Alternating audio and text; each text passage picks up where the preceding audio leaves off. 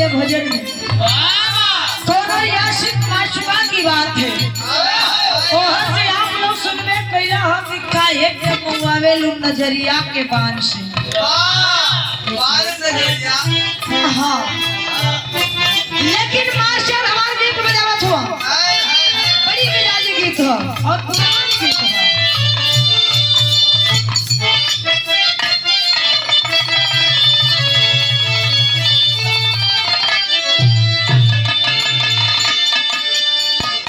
बनवा कर धनिया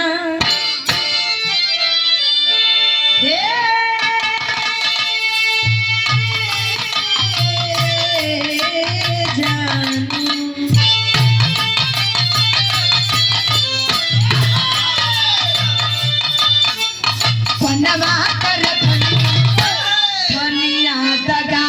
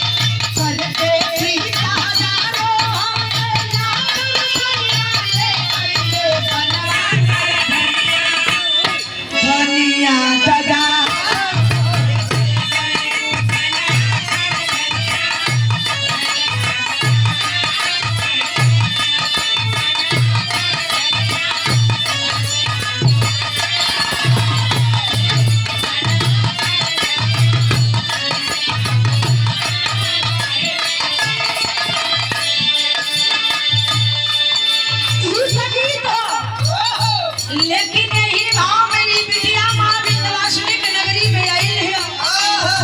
माँ के दरबार में आए बड़ी है पतारी बड़ा लोगन के ज्ञान बुद्धि दिलू तोहरे अंदर तो सुनने वाले ज्ञान का भंडार है ये मई। ये बिटिया के नाम तक गौला के शक्ति हो और नहीं तो हमारे साथी बजौलन के सखी है सबके बाबू।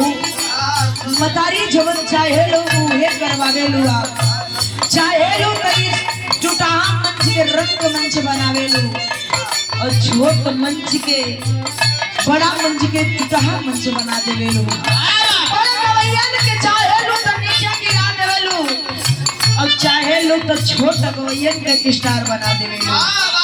सिर्फ ही कहान सोरे के कहा बिटिया कले ही अका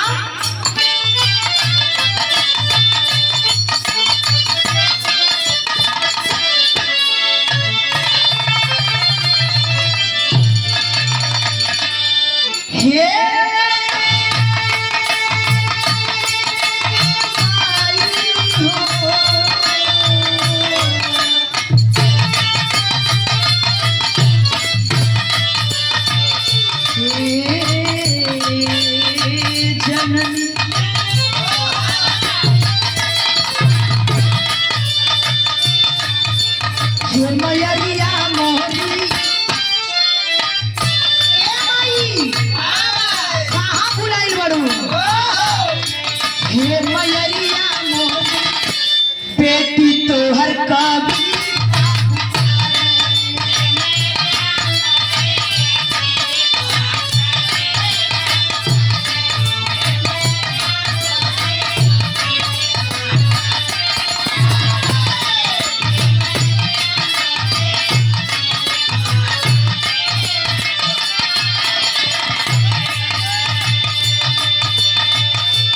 फसल नाम मझधार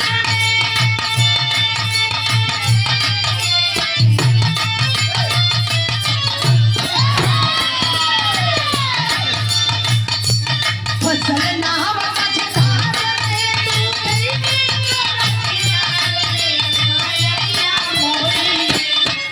ये मयरिया बेटी तो हर का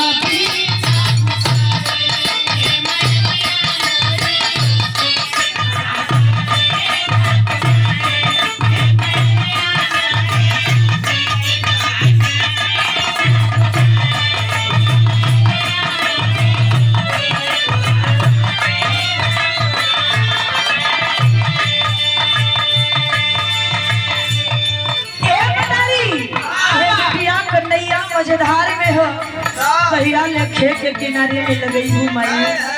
बड़ा आशा में ही बिटिया तोरे दरबार में माथा टेक ले हिया। भरोसा हम की आशा निराशा ना करबो। ए माई बड़ी बिटिया मजबूर बन के तोरे दरबार में आई, हर दौलत ना मंगत कियो।